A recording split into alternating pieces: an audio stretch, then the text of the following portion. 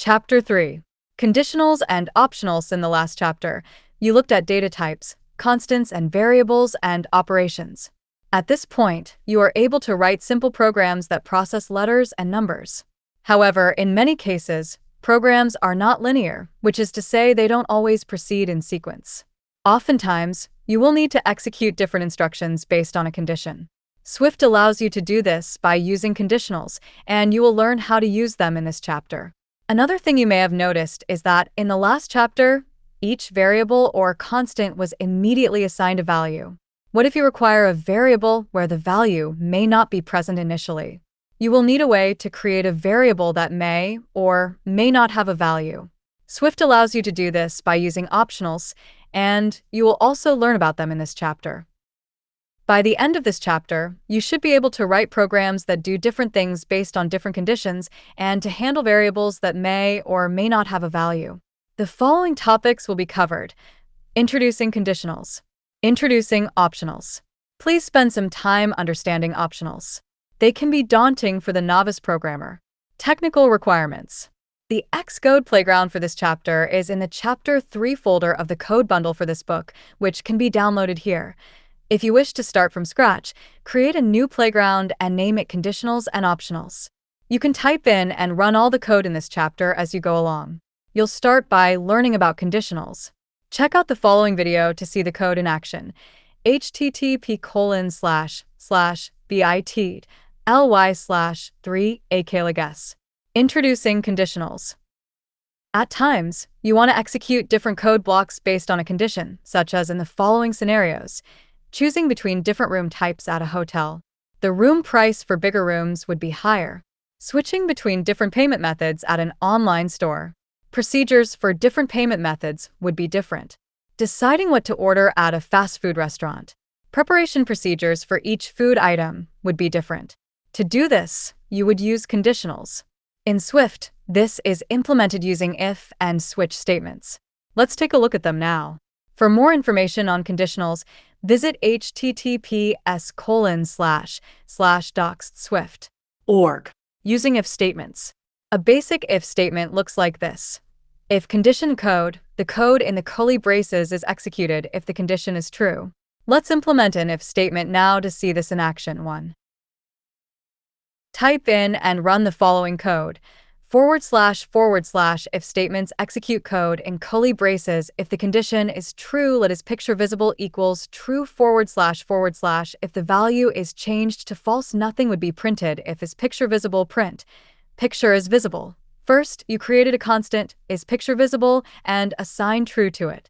Next, you have an if statement that checks the value stored in is picture visible. Since the value is true, the print statement is executed and picture is visible is printed in the debug area. 2. Try changing the value of is picture visible to false and run your code again. As the condition is now false, nothing will be printed. 3. You can also execute statements if a condition is false. Type in and run the following code. // is restaurant found equals false returns true. So the print statement is executed. Let is restaurant found equals false // if the value is changed to true, nothing will be printed. If is restaurant found equals false, print restaurant was not found. The constant is restaurant found is set to false. Next, the if statement is checked. The is restaurant found equals false condition returns true, and restaurant was not found is printed in the debug area. 4. Try changing the value of is restaurant found to true and run your code again. As the condition is now false, nothing.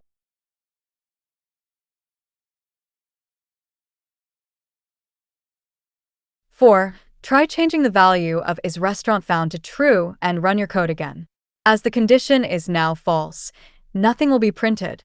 What if you want to do one set of statements if a condition is true and another set of statements if a condition is false? You use the else keyword. 5. Type in and run the following code. Equals here, drinking age limit is assigned the value 21 and customer age is assigned the value 19. In the if statement, customer age less than drinking age limit is checked. Since 19 less than 21 returns true, under age limit is printed in the debug area. If you change customer age value to 22, Customer age less than drinking age limit will return false, so over age limit will be printed in the debug area. Up to now, you have only been dealing with single conditions. What if there are multiple conditions? That's where switch statements come in, and you'll see them in the next section. Using switch statements. Let's say you're programming a traffic light. There are 3 possible conditions for the traffic light: euro, red, yellow, or green euro, and you want something different to happen based on the color of the light. To do this, you can chain multiple if statements together. 1. Type in and run the following code: == implementing a traffic light program using multiple if statements, var traffic light equals yellow // try changing the value of traffic light to get different results. If traffic light equals red, print stop. Else if traffic light equals yellow, a print caution. Else if traffic light equals green, a print go. Else print invalid color. The first if condition, traffic light equals red, returns false, so the statement after else is executed. The second if condition, traffic light equals yellow, returns true, so caution is printed in the debug area and no more if conditions are evaluated. Try changing the value of traffic light to see different results. This works, but it's a little hard to read. In this case, a switch statement works better. A basic switch statement looks like this. Switch value a case first value. Code case second value. Code default. Code. The value is checked and matched to a case, and code for that case is executed. If none of the cases match, the code in default is executed. 2. Here's how to write the if statement shown earlier as a switch statement. Type in and run the following code: == the same traffic light program implemented using a switch statement // note. You can't fall through to the next case once a case is matched // note. Switch statements must cover all possible cases. Traffic light equals yellow, switch traffic light, case red, print stop, case yellow, print caution, case green, print go, default, print invalid color. The code here is much easier to read and understand when compared to the prior implementation, which used the if statement. The value in traffic light is yellow, so case yellow is matched and caution is printed in the debug area. Try changing the value of traffic light to see different results. There are 2 things to remember about switch statements. First, switch statements in Swift do not fall through the bottom of each case and into the next one by default. In the example shown previously, once case red is matched case yellow, case green, and default will not execute. Second, a switch must cover all possible cases. So in the example shown previously, any traffic light color other than red, yellow, or green will be matched to default, and invalid color will be printed in the debug area. This concludes the section on if and switch statements. In the next section, you'll learn about optionals, which allow you to create variables without initial values, and optional binding, which allows instructions to be executed if an optional has a value. Introducing optionals. Up until now, every time you declare a variable or constant, you assign a value immediately. As you will see, Swift does not allow you to declare a variable or constant without a value. But what if you want to declare a variable first and assign a value later? In this case, you would use optionals. For more information on optionals, visit https://swift.org/swiftbook/language guide/the-basics HTML. Let's take a look at how to create and use optionals now and see how they may be used in a program. Using optionals and optional binding. Imagine you're writing a program where the user needs to enter the name of their spouse. Of course, if the user is not married, there would be no value for this. So you can use an optional to represent the spouse name. Let's see how this works. 1. Type in and run the following code. // optionals var spouse name, string print spouse name. Since Swift is type safe, it will display an error, variable spouse name, used before being initialized. 2. You could assign an empty string to spouse name as follows. Modifier code is shown. // optionals var spouse name, string equals print spouse name, This makes the error go away, but an empty string is still a value, and we don't want spouse name to have a value. In cases like these, we can use optionals. An optional may have one of two possible states. Either it does not contain a value, or it contains a value, and you can access the value by a process called unwrapping. 3. To make spouse name an optional, type a question mark after the type annotation and run your program.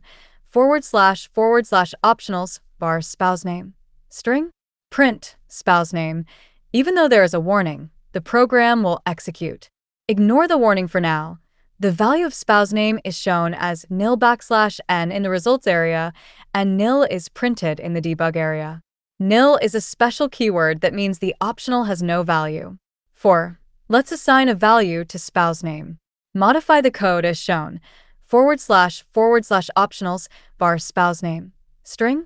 Spouse name equals Lydia print spouse name. When you run this, you would expect Lydia to appear in the debug area. Instead, optional Lydia is printed, showing that the optional has not been unwrapped. 5. Add one more line of code as follows.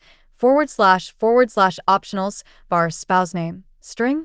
Spouse name equals Lydia print spouse name. Like greeting equals hello. Plus spouse name, you'll get an error, and the debug area shows you where the error occurred. This happened because you can't use an optional's value without unwrapping it first. 6. Click on the red circle to display possible fixes, and you'll see the following. 7. Click the second fix, and you'll see an exclamation mark appear after spouse name in the last line of code. The program runs fine now, and the value of greeting is hello, Lydia, as shown in the results area. Force unwrapping unwraps an optional whether it contains a value or not. It works fine if spouse name has a value, but if spouse name is nil, your program will crash. 8. To see this, modify your program as shown and run it. // optionals bar spouse name. String. Spouse name equals nil print spouse name. Like greeting equals hello. Plus spouse name. Your program crashes, and you can see what caused the crash in the debug area since spouse name is now nil. The program crashed while attempting to force unwrap spouse name. A better way of handling this is to use optional binding. In optional binding, we attempt to assign the value in an optional to a temporary variable. We can name it whatever we like. If the assignment is successful, a block of code is executed. 9. Modify your program as follows and run it. // optionals bar spouse name. String. Spouse name equals Lydia print spouse name. // optional binding if let spouse equals spouse name, like greeting equals hello. Plus spouse print greeting. Here's how it works. If spouse name has a value, it will be unwrapped and assigned to spouse, and the if statement will return true.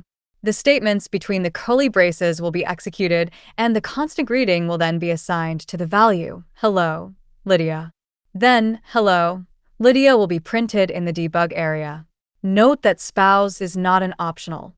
If spouse name does not have a value, no value can be assigned to spouse and the if statement will return false. In this case, the statements in the curly braces will not be executed at all. 10. Modify your program as follows and run it. // optionals bar spouse name. String. Spouse name equals nil print spouse name. If let spouse equals spouse name, like greeting equals hello, plus spouse print greeting, you'll notice that nothing appears in the debug area, and your program no longer crashes even though spouse name is nil. This concludes the section on optionals and optional binding. Awesome. Summary. You're doing great. You learned how to use if and switch statements, and you also learned about optionals and optional binding. You are now able to write your own programs that use if and if-then statements to do different things based on different conditions. Use optionals to handle variables in your programs that may or may not have a value, and to use optional binding to execute instructions if a variable or constant's value is present. In the next chapter, you will study how to use a range of values instead of single values, and how to repeat program statements using loops.